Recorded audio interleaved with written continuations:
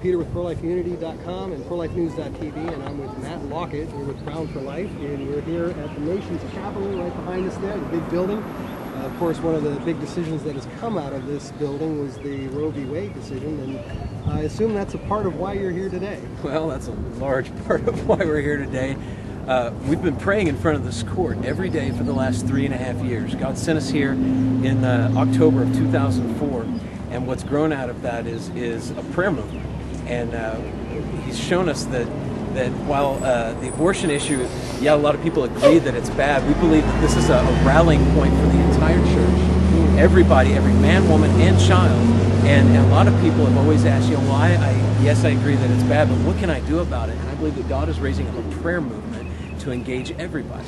And so the one thing that we can all do is we can pray, and we believe that prayer and fasting is the greatest form of activism that you could ever engage in. And so we've been praying here for 3.5 years, and today is, I guess you could call it an event if you want to, but really it's just another day in this ongoing course of prayer that's been going on here for 3.5 years. Well, a lot of people showed up today, and around the country this event has been happening. I believe it's called the Silent Siege at the Supreme Courts around the country. That's terminology that we've used that came out of Ezekiel 4 about laying siege, and it will be besieged. So we call it the silent siege because we put tape over our mouths and just to identify with the silence of the unborn, those that can't defend themselves or have a voice to defend themselves. And so what we're doing today, though, we've called the mercy seat.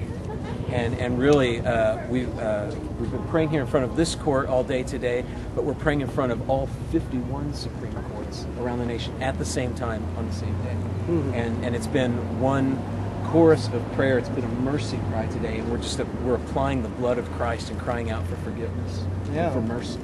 And you were talking earlier about how this has taken another path in the schools.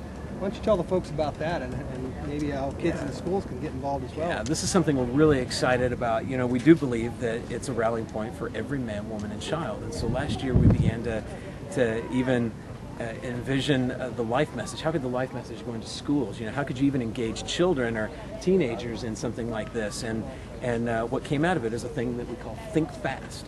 And what we've done is we're calling junior high and high school students to fast lunch on Fridays and use that half hour to get together with your friends out in the foyer, out on the lawn, wherever you can go, out of the cafeteria preferably, and fast lunch and get with your friends and pray for the ending of abortion.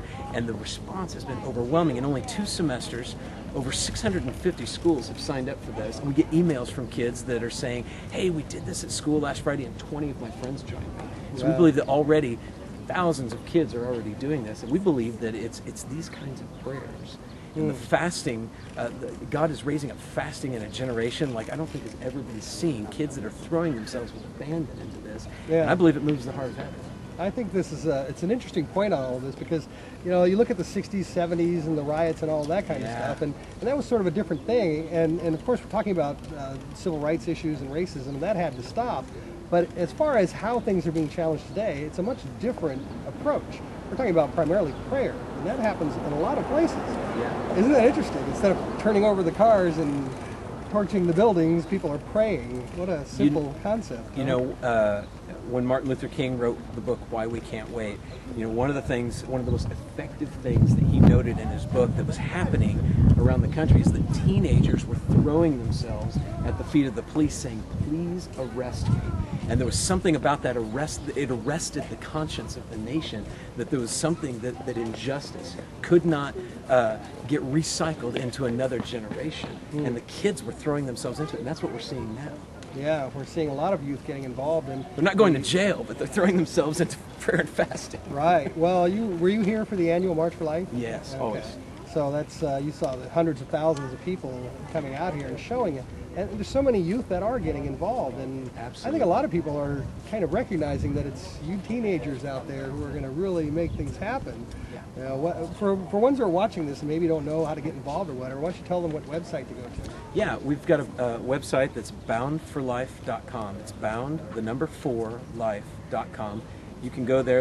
It's a pretty deep site. There's lots of information, not just about the history of our stuff, but even just prayer resources and things like that, and how you can get involved just in praying right where you are. You don't have to come here to D.C., although that would be great. You can do it right in the city where you are. Excellent. Well, thank you, Matt. Thank you, Peter. Your time. Appreciate it. Thanks. All right. It's Peter with ProLifeUnity.com and ProLifeNews.tv. Said you're in 51 states. So, we're right here at the seat of power in this country, and we're sending a message that's going across the entire country. And around the country, I know it's happening. I spoke with our national director, Jenny Hodges, and she said that they were doing the mercy seat down there at the Georgia Supreme Court as well. So, come on. Yeah. Let's do it. Join us. He has risen.